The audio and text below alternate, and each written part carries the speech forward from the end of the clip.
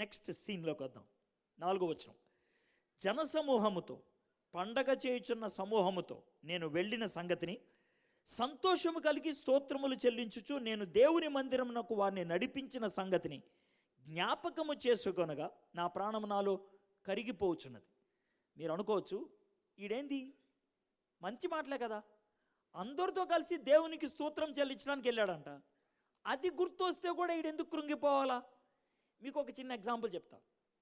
శుభవార్త కూడా బాధ కలిగించేటువంటి వార్త అవుతుంది. ఎలాగ చెప్పంటావా? మీ అమ్మాయికి మీరు పెళ్లి చేశారు, అయిపోయింది. 5వ దినం సంసారాన్ని పోయింది. 2 దినాల తర్వాత ఫోన్ చేసింది. పెళ్ళి అయ్యి ఇంట్లోకి వెళ్ళిన మొదటిసారి ఫోన్ చేస్తుంది ఆమె.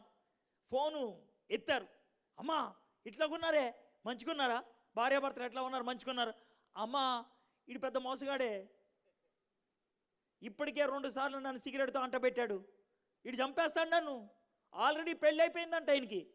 ఈ మాట వింటే తల్లికి ఏమనిపిస్తుంది? ఎదురుగా కూర్చున్న తండ్రికి ఏమనిపిస్తుంది? ఏం మాట్లాడాలో తెలియదు. ఫోన్ పెట్టేసి సైలెంట్ కూర్చున్నారు. ఈలోగా కాలింగ్ బెల్ కొట్టాడు. ఎవడరా అని తీశాడు. వీడియోగ్రాఫర్ లోనికి వచ్చి, అమ్మా పెళ్ళి వీడియో వచ్చింది, కత్తారు నాకున్నది. హ్యాపీ అనిపిస్తుందా? చెప్పు. వాడు కూర్చున్నాడా లేదో, ఫోటోగ్రాఫర్ వచ్చాడు, బా పెళ్ళి ఫోటోలు కత్తారు నాకున్నాయి, తీసి చూస్తావా? ఏమన్నా మాట్లాడతావా? శుభవార్తే. ఎందుకు బాధ కలిగిస్తుంది? ఎందుకు ఫోటో చూడబుద్ధి అవట్లేదు? ఎందుకు వీడియో చూడబుద్ధి అవట్లేదు? బాధ. దావీదు 17 యుద్ధాలు చేసి ఇశ్రాయేలీల్ని పండగ చేసుకోవడానికి మార్గాన్ని కల్పించిన వాడే. కానీ అదే ఇశ్రాయేలీలు చిపోరా అని తరిమేశారు. అందుకే ఏడుపు వస్తుంది. మన లైఫ్లో కొంతమందికి మనం సాయం చేస్తాం, కింద పడిపోయిన వాడిని లేపుతాం. లేపిన తర్వాత నిన్ను తిట్టిపోతే వాడు నీకెట్లా అనిపిస్తుంది? నువ్వు లిఫ్ట్ ఇచ్చిన తర్వాత నీ మీద బురద జల్లు వెళ్ళిపోతే ఎట్లా అనిపిస్తుంది? మీలో కొంతమంది ఆ టైప్ నాకు తెలుసు. మీరు పాపం హెల్ప్ చేశారు, కానీ వాళ్ళు అర్థం చేసుకోవాలా. మీరు వాళ్ళకి సహాయం చేద్దామనుకున్నారు, కానీ వాళ్ళు యాక్సెప్ట్ చేయలేదు. దావీదు పరిస్థితి కూడా అదే. నిరాశ ఎంత బ్యూటిఫుల్గా డిఫైన్ చేస్తున్నాడో చూడండి. నీ లైఫ్లో ఎట్లా నిరాశపడ్డావా? దావీదే ఉన్నాడు తెలుసా, నేను అట్లానే పడ్డాను. చివరిది 5వ వచనం తర్వాత చదువుదాం. 6-7 వచనాలు. నా దేవా, నా ప్రాణము నాలో కృంగి ఉన్నది. కావున యోర్దాను ప్రదేశము నుండి, హెర్మోను పర్వతము నుండి, మీసారు కొండ నుండి నేను నిన్ను జ్ఞాపకము చేసుకొనుచున్నాను. నీ జల ప్రవాహ దారాల ధ్వని విని కరుడు కరుడని పిలుచుచున్నది. నీ అలలన్నీయు నీ తరంగములన్నీయు నా మీదగా పొర్లి పారి ఉన్నవి. మీకు చిన్న డిస్క్రిప్షన్ ఇవ్వాలి. ఇది గ్రౌండ్ లెవెల్. ఈ గ్రౌండ్ లెవెల్ నుంచి 9000 అడుగులు పైకి కొండ ఉంటుంది, హెర్మోన్ కొండ. అక్కడికి వెళ్ళి స్టార్ట్ అవుద్ది ఏది? యోర్దాన్ నది. అక్కడికి వెళ్ళి 9000 అడుగులు కిందకు వచ్చి మళ్ళీ ఇక్కడి నుంచి ఇంకొక 1000 అడుగులు కిందకు పోతుంది. అక్కడికి వెళ్తే ఉండేది మృత సముద్రం. మొత్తం 10,000 అడుగులు. 10,000 అడుగులు అంటే 3 కిలోమీటర్లు. 3 కిలోమీటర్ల పైకి వెళ్ళి నీళ్ళు కిందకు వస్తాయి. మృత సముద్రం అని ఎందుకంటారు తెలుసా? మృత సముద్రంలో ఏది బతకదు. చిన్న పురుగు దగ్గర నుంచి పెద్ద చేప దాకా ఏదైనా సరే వెళ్ళిందంటే సచ్చిందే, ఏది బతకదు. కాబట్టి యోర్దాను నదిలో ఉండేటువంటి ఏ జీవమైనా మృత సముద్రంలోకి వెళ్తే సస్తుంది. దావీదు యోర్దాను నది అలలు చూసి ఏమన్నాడు తెలుసా? ఒక అల తర్వాత ఇంకొక అల వస్తుంది. ఎక్కడ పోతాయి? మృత్యువులోకి. దాన్ని చూస్తూ ఉంటే నాకు ఒకటి గుర్తొస్తుంది. ఏం తెలుసా? నా బ్రతుకు కూడా అదే అని. ఇది మీకు బాగా అర్థం అవడానికి ఒక డైలాగ్ చెప్పాలి. మీరు ఎప్పుడైనా ఈ డైలాగ్ వేశారా? ఏంటి తెలుసా? రేయ్, కష్టాలన్నీ ఒక్కసారే వచ్చినాయి రాబాయి, అప్పులోళ్ళందరూ ఒక్కసారే వచ్చారు, జబ్బులన్నీ ఒక్కసారే బయటపడ్డాయి, అందరూ ఒక్కసారే మంచాన పడ్డారా. దావీదు అన్నాడు తెలుసా? సమస్యలన్నీ ఒక్కసారే వచ్చి పడ్డాయి, అల తర్వాత ఒకటి అల నన్ను మృత్యువులోకి నడిపిస్తున్నాయి. దావీదు ఎంత బ్యూటిఫుల్గా, ఎంత క్లాసిక్గా, ఎంత రియల్గా తన జీవితాన్ని పంచుకున్నాడు. బైబిల్ ఖతర్నాక్ బుక్ రాబాయ్. ఎందుకో తెలుసా? ఒక వ్యక్తి కష్టపడితే, ఒక వ్యక్తి బాధపడితే, ఒక వ్యక్తి నిరాశపడితే ఎలా ఉంటాడో దేవుడు చూపించాడు. ఇది పరిస్థితి. బైబిల్ ఎందుకు ఖతర్నాక్ బుక్ అంటే రియాలిటీని చూపిస్తుంది, ఆ రియాలిటీలో రెస్క్యూను కూడా చూపిస్తుంది. వాస్తవతలో బయటికి మనిషిని ఎలా తీసుకొస్తాడో చూపిస్తుంది. 3 పనులు చేశాడు దావీదు నిరాశలోంచి బయట రావడానికి.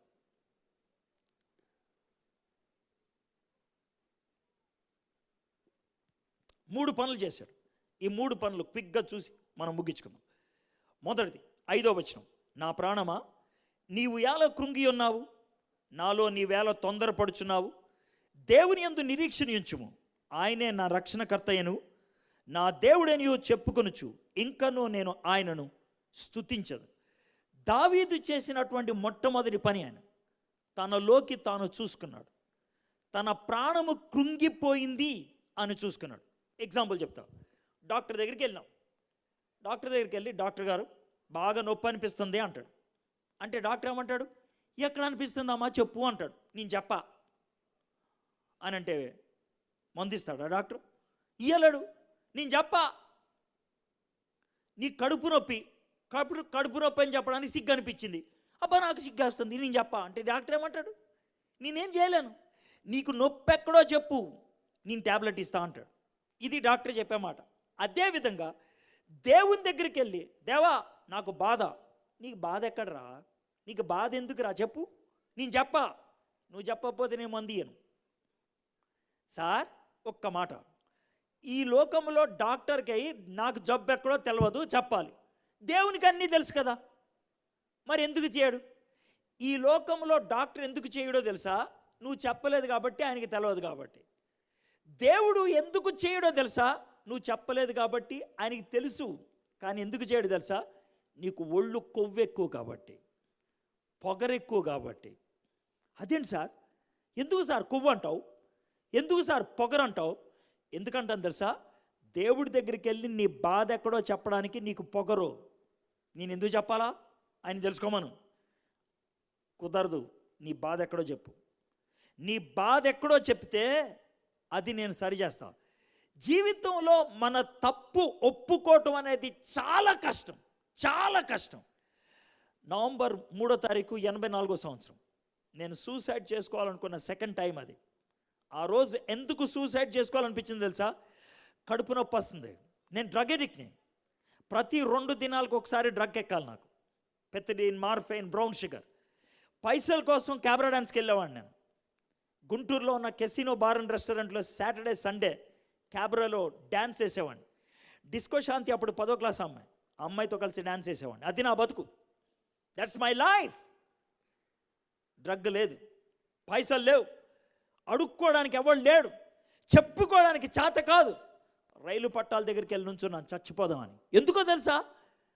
దేవుని దగ్గరికి వెళ్ళి ఒప్పుకోవడానికి చేత కాక, మనుషుల దగ్గరికి వెళ్ళి అడుక్కోవడానికి దమ్ము లేక చచ్చిపోదాం అనుకున్నాను. గర్వం. నా వైపు నేను చూసుకోవటం చాలా కష్టం అనిపిస్తుంది. ఫ్రెండ్స్, నిరాశలో ఉన్నప్పుడు నిశ్శబ్దాన్ని ఇష్టపడం మనం. నిరాశలో ఉన్నప్పుడు సౌండ్ కావాలి.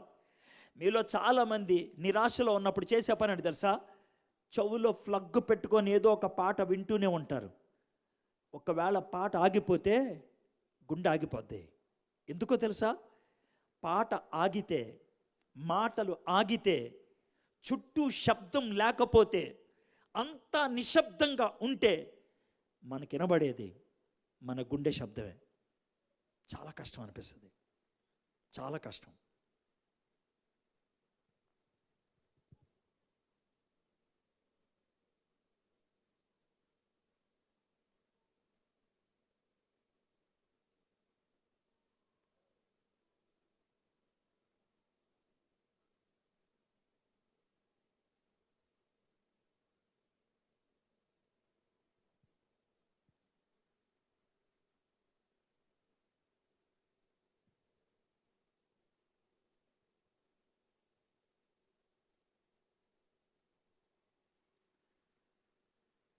ఇప్పుడు మీరేమనుకుంటున్నారు తెలుసా? ఏదో ఒకటి వాగరా బాబు, సైలెంట్గా ఉంటే టెన్షన్ అనిపిస్తుందిరా, ఏదో ఒకటి వాగు అనిపిస్తుందా? ఖచ్చితంగా అనిపిస్తుంది. వీడు ఎందుకు ఆపేయడు? Message miss అయిపోయాడా? కాగితం ఎగిరిపోయిందా? పేపర్ ఆగిపోయిందా? ఇదా మీకు వచ్చే డౌట్? నేను కావాలని ఆగిపోయినా. సైలెన్స్ ఎలా ఉంటుందో ఒకసారి మీకు చూపిద్దామని. నిశ్శబ్దంలో మనకు కలిగేటువంటి గందరగోళం ఏంటో ఒక్కసారి మీకు చూపిద్దామని. మనల్ని మనం చూసుకోవటం మనకి ఇష్టం ఉండదు, చాలా గలీజ్ అనిపిస్తుంది. ఇంకొక మాట చెప్పమంటావా? చిన్న మాట. నిరాశలో ఉన్నప్పుడు మనం కోరుకునేది ఒకటే, మనల్ని ఎవరైనా ఐ లవ్ యూ చెప్తే బాగుంటుంది, తప్పేం లేదు. మనల్ని ఎవరైనా స్వీకరిస్తే బాగుండని ఒప్పుకుంటాను. అయితే ఒక్క చిన్న మాట చెప్తాను.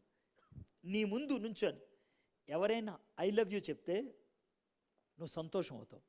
అయితే ఒక్క మాట చెప్తా, నీ ముందు ఒక 6 అడుగుల అద్దాన్ని పెడతాను, నువ్వు ఐ లవ్ యూ చెప్పగలవా?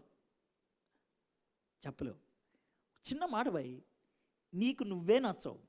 దునియాలో ఇంకెవతకో ఎవడికో నచ్చాలంటే ఎక్కడవుతుందిరా భయ్? నీకు నువ్వే ఇష్టం లేదు, ఇంకెవరికో ఇష్టం కావాలంటే ఎట్లా అవుతుంది? ఇంకొక మాట, నీకు నువ్వు ఐ లవ్ యూ చెప్పుకోలేవు, ఎవరికో ఐ లవ్ యూ చెప్తాను అంటావు. జోబులో 10 రూపాయలు లేదు, 100 रुपये का बात बोलता है. क्या बात है यार, बोलना यार. దావీదు దాన్ని అంటున్నాడు, నా ప్రాణం నాలో కృంగిపోయింది. దావీదు తనలోకి తాను చూసుకుంటే కంప్రెస్ అయిపోయాడు, డిప్రెస్ అయిపోయాడు, కృంగిపోయాడు. లోనకి చూసుకున్నాడు, వాస్తవాన్ని గ్రహించాడు. నెక్స్ట్ ఏం చేశాడు? 8వ వచనం, అయినను పగటి వేళ యెహోవా తన కృప కలుగున ఆజ్ఞాపించును, రాత్రి వేళ ఆయనను గూర్చిన కీర్తనయు, నా జీవదాత అయిన దేవుని గూర్చిన ప్రార్థనయు నాకు తోడుగా ఉండును. కృప. లోనకు చూశాడు, కృంగిపోయాడు, పైకి చూశాడు, కృపను పొందాడు. కృప అంటే అర్థమైంది తెలుసా? దొంగోడు దొరికాడు అనుకోండి, ఇంట్లో దొంగతనం జరుగుతుంది, దొరికాడు. దొంగోడు దొరికితే ఎవరైనా చేసే పని తెలుసా? అన్నీ కొడతారు, మస్తు బాగుతారు. వాడు ఆ టైంలో ఉంటాడు తెలుసా, అన్నా నీ బాంచన్, నన్ను వదిలేయి, నేను తప్పు చేసిన అని అంటారు. ఒకవేళ కనుక వాడిని వదిలేస్తే దాన్ని దయ అంటారు. వెళ్ళిపోయేటోడిని పిలిచి వాడు జోబులో 100 రూపాయలు పెడితే దాన్ని కృప అంటారు. దేవుడు మన పట్ల చూపించింది కృప. మనల్ని ఇరగ్గొట్టి నరకంలో పడేలా అది దయ. సింహాసనం మీద పరలోకంలో కూర్చోబెట్టాడు, అది కృప. దేవుని వైపు చూస్తే ఆయన చూపించేది కృప. దేవుడు ఎవరినైనా క్షమిస్తాడా? ఒక్క మాట చెప్తున్నా, ఈరోజు ఎంతమంది అయితే ఈ మాటలు వింటున్నారో నాకు తెలియదు, ఎవరో నాకు తెలియదు. ఒక్క మాట మాత్రం నేను ఖచ్చితంగా చెప్పగలను, ఎవని చెవులో అయితే ఈ మాటలు పడుతున్నాయో దేవుడు వాళ్ళందరినీ క్షమించగలడు, డౌట్ లేదు. దేవుని క్షమాపణ గురించి ఒక్క చిన్న ఎగ్జాంపుల్ చెప్తా. యేసు ప్రభుని 39 సార్లు కొరడాతో కొట్టారు, ఆయన ఒళ్ళంతా చీరి పడేశారు. ఆ పైన రాజుగారు వేసుకునే కోట్ వేశారు, ఆ చెంకీలన్నీ గుచ్చుకుంటే మస్తు మండుద్ది. నెత్తి మీద ముళ్ళ కిరీటాన్ని పెట్టారంటే అదేదో పైన హుక్కులు పెట్టారు అనుకోవద్దు.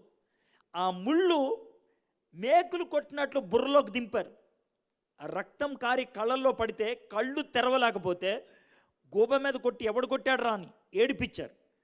ఆ తర్వాత 2 చేతులకి 5 అంగుళాల మేకు, 2 కాళ్ళలోంచి ఒక 11 అంగుళాల మేకు సిలువకు వేలాడి తీస్తుంటే ఈయన తట్టుకోలేక బాధపడుతుంటే పక్కన ఒక దొంగోడు గలీజ్గాడాడు. దునియాలో ఎన్ని మానభంగాలు చేశాడు, ఎన్ని హింసలు చేశాడు, ఎన్ని దోపిడీలు చేశాడు, ప్రభుత్వం డిసైడ్ చేసింది వీడు బతకూడదని. అలాంటోడు యేసయ్య వైపు తిరిగి, యేసయ్యా నీ రాజ్యంలో వచ్చినప్పుడు నన్ను జ్ఞాపకం ఉంచుకోవా అని అన్నాడు. యేసయ్య ఈ 2 డైలాగుల్లో ఏ డైలాగ్ చెప్పినా ఎవ్వడేమంటావు, రే చీనోర్మే నేనే సస్తుంటే నువ్వేంట్రా అని అంటే తప్పేం లేదు.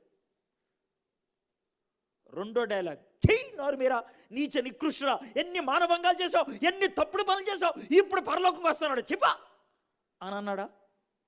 అది కూడా అనలేదు ఆయన. 3వ మాట అన్నాడు ఆయన, ఎవ్వడు ఊహించిన మాట, నాయనా ఈరోజు నువ్వు నాతో పరదేశంలో ఉంటావు. Super super. ఈ టైంలో చప్పట్లు కొడతాం సింపుల్ పని, ఎవడైనా చేస్తాడు, ఎవడైనా ఏ గలీజ్గాడు బేకార్గాడైనా చేస్తాడు. కానీ ధమాకున్నవాడు చేసేది చప్పట్లు కొట్టుడు కాదు, యేసయ్య వైపు తిరిగి జిందగీని మార్చుకొనుడు. అది మనలో చాలామందికి చేత కాదు. చప్పట్లు కొట్టేసి సెటిల్ చేసుకుందాం అనుకుంటున్నాను, కుదరదు. నువ్వు నా ముందు బేకార్ పనులు ఎన్నైనా చేయొచ్చు, దేవుని ముందు మాత్రం చేయలేవు. గుర్తుపెట్టుకో. దేవుడు నీతో మాట్లాడిన మాటలకు అర్థమేంటి తెలుసా? రేయ్, నీ జిందగీ ఏంటో నీకు తెలుసు, నాకు తెలుసు, దా సెటిల్ చేసుకుందాం. నేను వచ్చింది కృప చూపించడానికి. నీలో నువ్వు చూసి కృంగిపోయి నా వైపు వస్తే నేను కృప చూపిస్తాను. ఫైనల్గా ఈ వచనం చదివి నేను ముగిస్తాను. నా ప్రాణమా, నీవేళ కృంగి ఉన్నావు, నాలో నీవేళ తొందరపడుచున్నావు. దేవుని యందు నిరీక్షణ ఉంచుము, ఆయనే నా రక్షణకర్త, నా దేవుడు, ఇంకను నేను ఆయనను స్తుతించెదను. లోనకు చూశాడు, కృంగిపోయాడు, పైకి చూశాడు, కృపను పొందాడు. ఆ కృపను బట్టి ముందుకు చూసి ఆశతో జీవించేశాడు ఆయన. ఆశతో. ఒకప్పుడు చచ్చిపోదాం అనుకున్నాను నేను. దేవుని కృపను ఎప్పుడైతే ఆశ్రయించానో జీవించాలనే ఆశ పుట్టింది నాకు. నవంబర్ 3వ తారీఖు 84వ సంవత్సరం రాత్రి 8 గంటల 7 నిమిషాలు రైలు పట్టాల పక్కన నిలబడ్డా. ఎవ్వరికీ తెలియదు నేను చావడానికి వచ్చానని. అంత దూరంలో ట్రైన్ ఉంది. ట్రైన్ని చూస్తానికి భయం వేస్తుంది, చావాలంటే వణుకొస్తుంది, బతకాలంటే ఇష్టం లేదు. నుంచొని ఉన్నాను కళ్ళు మూసుకొని. ట్రైన్ దగ్గరకు వస్తే దూకుదామని కాలర్ పట్టుకొని ఎవడో వెనక్కి గుంజాడు. మస్తు భయం వేసింది, దయ్యం వచ్చింది అనుకున్నాను. వెనక్కి తిరిగి చూశాను, నా దోస్త్ సురేష్. రేయ్, ఎందుకు రా చద్దాం అనుకుంటున్నావు అన్నాడు. మస్తు కోపంతో అన్నాను, కడుపు నొప్పిరా, కడుపు నొప్పి అని అన్నా. వాడు చాలా కూల్గా, చస్తే ఎక్కడ పోతావో తెలుసా అన్నాడు. ఆ టైంలో ఎవడైనా ప్రశ్న అడిగితే చెప్పబుద్ధి అవుద్దా? మస్తు కోపంతో నరకానికి అని అంటే వాడు చాలా కూల్గా, ఇప్పటికీ నాకు గుర్తుంది వాడేమన్నాడు ఇలా అని, రేయ్, భూమి మీద అయితే కడుపు నొప్పి అప్పుడప్పుడు వస్తుంది, నరకంలోకి వెళ్తే కడుపు నొప్పి ఎప్పుడూ ఉంటుంది ఆడన్న విధానం అది. ఆ మాట అనంగానే నాకు ఒక్కసారి ఫ్యూజులు ఎగిరిపోయినాయి. ఏం చేయాలో అర్థం. రే, ఏం చేయమంటావు రా, ఏం చేయమంటావు చెప్పు. నాకు బతుకుదామంటే అవకాశం లేదు, చస్తామంటే కూడా అవకాశం లేదు. చీ, ఏం చేయమంటావు నన్ను చెప్పాను. దా ఏసే దగ్గర రారా, ఏసే దగ్గరికి వస్తే ఆయన నిన్ను క్షమిస్తాడు. ఇది వాడు చెప్పింది. రే, ఏసే క్షమిస్తాడు అంటున్నావు, ఒక్క మాట చెప్పరా, నా అంత గలీజ్గా ఆయన క్షమిస్తాడా? క్షమిస్తాడు రా, ఆయన ప్రేమ కలిగిన వాడు. రే, ప్రేమ కలిగిన వాడైతే క్షమించేయచ్చు కదరా. అలాగా కాదు, పవిత్రుడాయన. ప్రేమ పవిత్రత రెండు ఒకే జాగాలో ఎక్కడ ఉంటాయి రా చెప్పరా? ఉంటాయి. ఎట్లరా? నీతోనే చెప్పిస్తా అన్నాడు. అరే, ఒక చిన్న పోరగాడు వచ్చాడు నీ దగ్గరికి, ఏడుస్తూ వచ్చాడు. రా, ఎందుకు ఏడుస్తున్నావు అంటే ఇంకో చిన్న పోరగాడిని చూపించి ఆడు కొట్టాడు అంటాడు. పోరగాళ్ళ పని ఏంటి తెలుసా? వీడికి చాక్లెట్ ఇస్తా, పైసలు ఇస్తా అంటే ఊరుకోడు. ఈడెప్పుడు కాముష్ అవుతాడు తెలుసా? ఆడిని ఒకటి పీకితే ఈడు సైలెంట్ అయిపోతాడు, ఆడు స్టార్ట్ చేస్తాడు.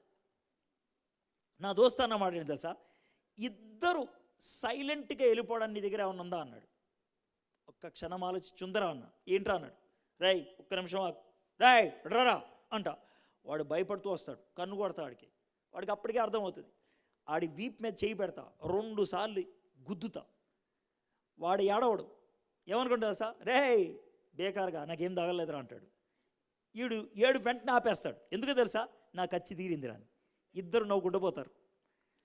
నేను ఈ మాట చెప్పిన తర్వాత ఏమన్నాడు తెలుసా? బాగా చెప్పినవరా మా దోస్తు అన్నమాట. అయితే ఈ సీన్లో ఏడ్చేది ఎవడరా?